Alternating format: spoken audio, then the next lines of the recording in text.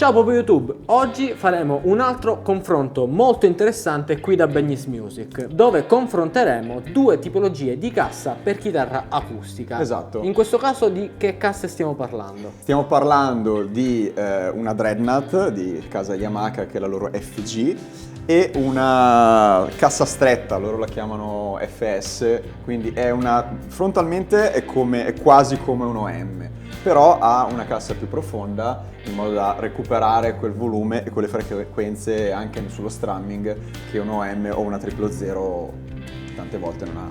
Fantastico, direi di far partire la sigla e di parlarne per bene, quindi andiamo.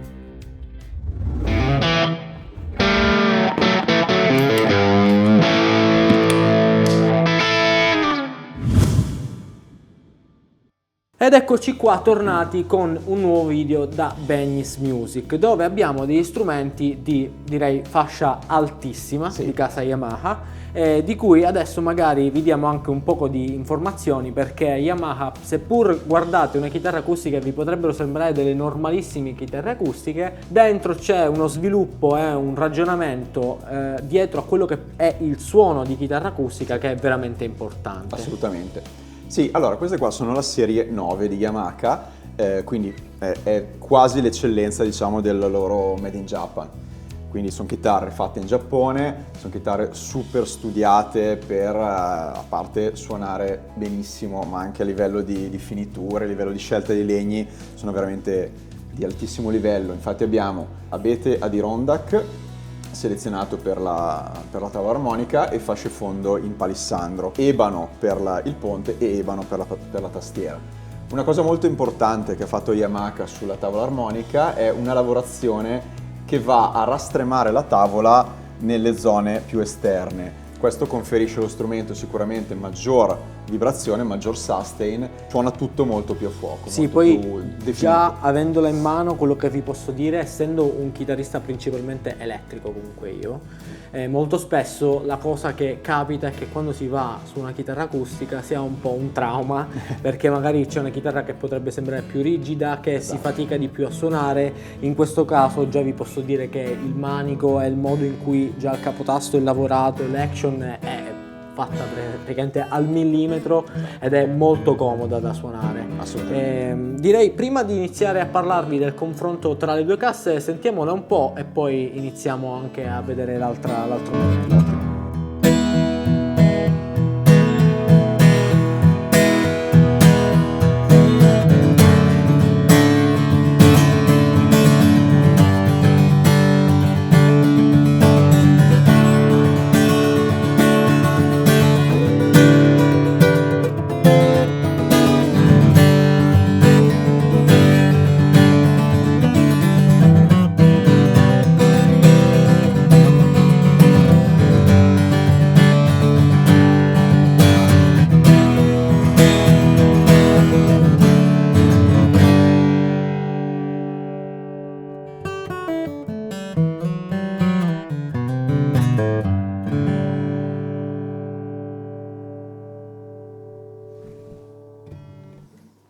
Ha un volume pazzesco. Sì.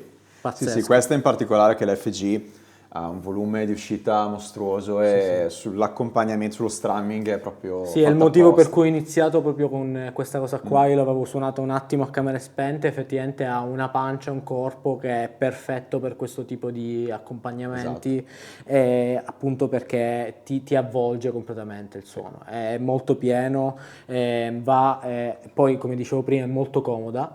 E soprattutto, cosa importante, al momento avete sentito i due microfoni che sono un condensatore a diaframma stretto e uno a diaframma largo, ma anche l'uscita, in questo caso propria dello strumento, che è un mix tra il microfono interno alla cassa e anche i classici sistemi piezoelettrici che vengono messi in questi strumenti qua. E quindi poi durante queste clip io vi andrò a tagliare l'audio in modo tale che possono anche sentire la differenza che potrete voi avere se microfonate una chitarra con i microfoni oppure se semplicemente anche live magari la stanno usando con un sistema del genere. Questo è quello che effettivamente il pubblico andrebbe a sentire. Esatto.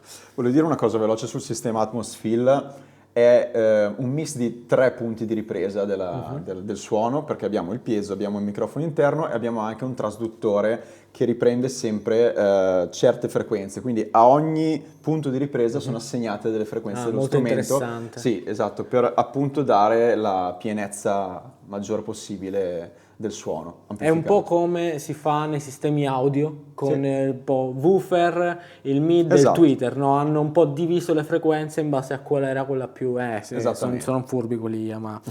Poi vedremo con la registrazione effettivamente come suona, ma secondo me suonerà molto molto molto bene.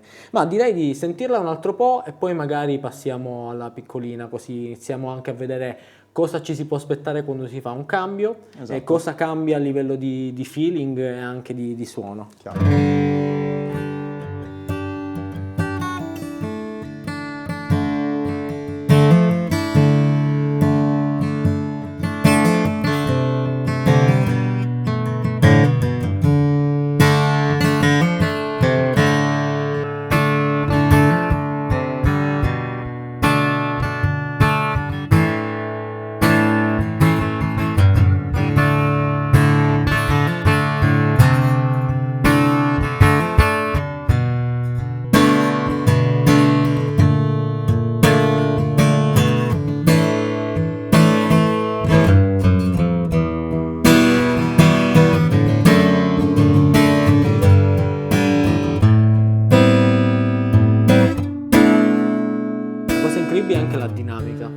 Cosa che chi non ha mai provato una chitarra acustica secondo me di livello alto, uno pensa tu vai a fare i tuoi accordi, spingi e la chitarra ti dà più o meno sempre la stessa cosa, no?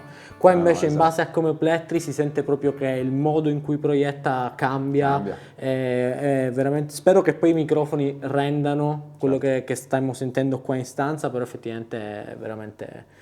tanta roba. In base a come pletri e a dove il pletri soprattutto, anche spostandosi verso il mani, verso la bucca, più verso il ponte cambia tantissimo. Cioè da qua...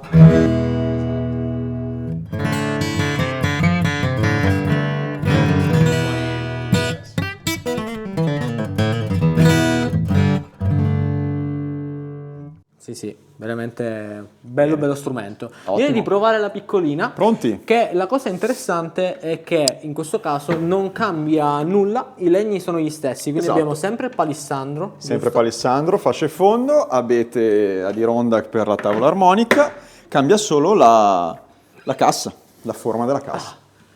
Sembra piccolissima adesso.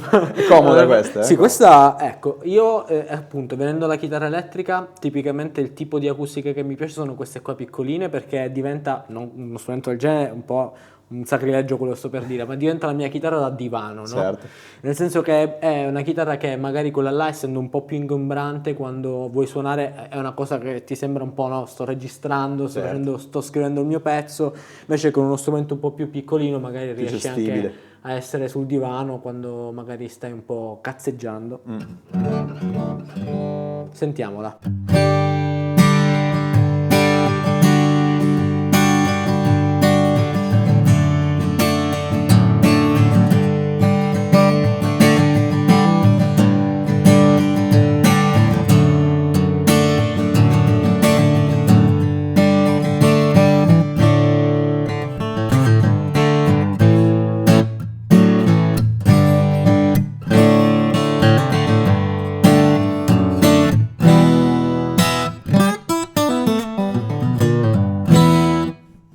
Questa una bella botta, cambia completamente. È bravissimo, stavo dicendo quello, si sente anche come suono è diverso, cioè quello che ti aspetteresti come differenza tra una Dreadnought e una OM, anche se ha la cassa un po' più profonda. Le frequenze medio-alte sono completamente diverse, completamente diverse. Là era proprio bella corposa, questo qua è un po' la classica chitarra da folk, mi verrebbe un po' da pensare come tipo di suono, molto più blueseggiante. Esatto, anche la fingerstyle.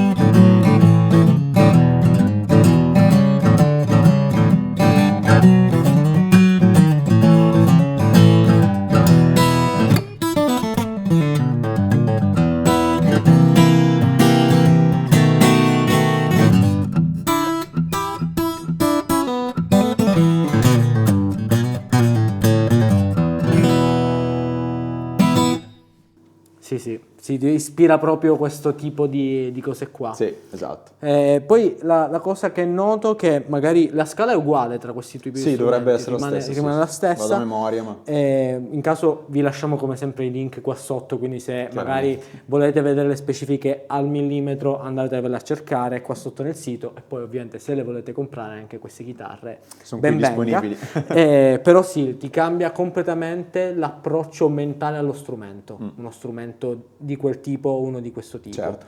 Cioè il range chitarra acustica è come se vivessero quasi in due mondi paralleli. Ovviamente ci si può suonare anche le stesse cose, perché anche lo strumming qua viene bene. Molto spesso in realtà nei dischi, nelle produzioni li accoppiano queste chitarre Sì, qua. certo, è chiaro, per bilanciare le frequenze. Esatto, in modo tale che sia un suono più completo, però effettivamente è bello vedere come differenze seppur piccole, perché poi se uno va a guardare effettivamente le dimensioni non stiamo parlando di differenze gigantesche, No, poi però effettivamente il suono è veramente molto molto diverso. decisamente. Molto diverso. Sentiamo un altro po', giusto a nota a margine, una questione di gusti, facciacelo sapere nei commenti se vi piacciono o no. A me piacciono un sacco questi tagliatasti. Sì. Sono veramente belli. Sì, come finiture quelle chitarre qua sono di altissimo livello. Veramente spettacolari. Sono veramente studiate nei minimi dettagli. Sì. Poi mi piacciono anche tantissimo le meccaniche open molto così. molto belle. Il sistema di amplificazione è lo stesso su entrambi gli strumenti, volevo dire questo, quindi Sì. vediamo se anche lì poi si sentirà una differenza. Sì, in poi questo caso registrazione. io quando faccio questi confronti qua utilizzo, visto che come dicevamo è un sistema abbastanza complesso, Esatto. stiamo utilizzando un blend tra il pick-up e il microfono che lui permette di diciamo, gestire a metà, in modo tale che tendenzialmente non stiamo andando a toccare né un sistema né l'altro, e anche l'enfatizzazione dei bassi, che c'è la possibilità di farla, in questo caso è a metà, in modo tale che hanno il suono un po' più neutro, e poi ovviamente se volete venire in negozio a provarle venite e ci giocate magari anche un po' da voi.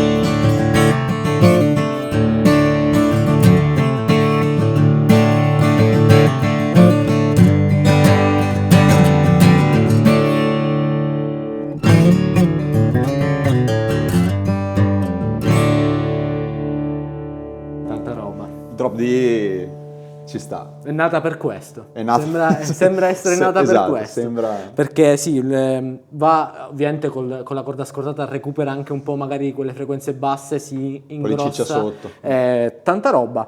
Però abbiamo anche un ultimo assimo nella manica che ci possiamo giocare. Esatto. Perché vogliamo mescolare un po' le carte, darvi ancora fastidio, perché so che è un argomento che molti di voi hanno a cuore, ovvero quello di andare a vedere ancora una volta se effettivamente il materiale di cui è fatta una chitarra influenza il suono oppure no. Vediamo.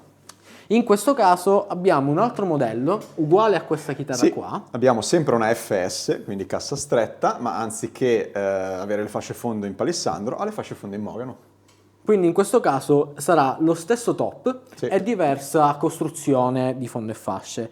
E l'unica differenza che hanno gli strumenti da menzionare è il fatto che questa è la versione amplificata. Esatto, questa Mentre qua è la l'altra no. FSX, l'altra invece no. Però per il resto è tutto uguale. Adesso la prendiamo e vi facciamo un veloce confronto, anche così magari sentite come suona anche l'altra.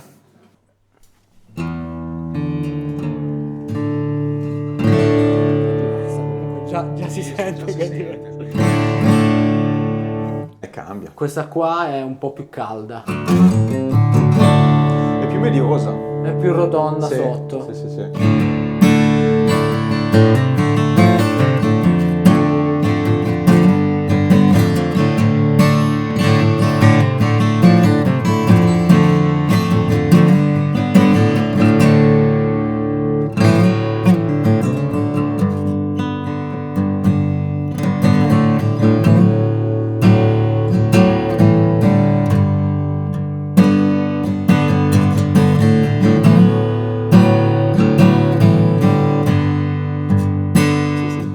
Bella questa. Questa secondo me è ancora più blueseggiante, ancora Sì. più adatta al fingerstyle. Sì, perché in questo caso quella là era un po' più tagliente. Sì. Questa qua ha una parte del medio-basso un po' più rotonda, somiglia Vero. come concetto a quello che vedevamo con la tastiera Acero contro Palissandro, Sì, no? esatto. Nel senso, quella là aveva un attacco un po' più veloce, una frequenza medio-alta più accentuata, questa un po' più rotonda. Esatto. Il che, se non mi sbaglio, ci sta, perché il Palissandro dovrebbe essere un legno un po' più rigido rispetto al Mogano. Sì, più che altro predilige più le frequenze basse e alte, diciamo che ha una curva di frequenza un po' più a V. Questo invece il Mogano predilige più le medie frequenze sulla carta, poi ogni strumento è fatto a modo suo e ogni strumento va provato. Poi ovviamente, siccome so che si scateneranno nei commenti, ragazzi, io sto cercando di stare alla stessa distanza dai microfoni. Questo ovviamente ci sarà sempre un minimo di rotazione rispetto alla posizione, però diciamo le differenze sono udibili. Se venite qua, ne prendete due in mano, vi fate due accordi, fidatevi che la differenza si sente. Direi, prima di salutarvi e ricordarvi come sempre di iscrivervi al canale, torniamo un altro po' e poi ci salutiamo.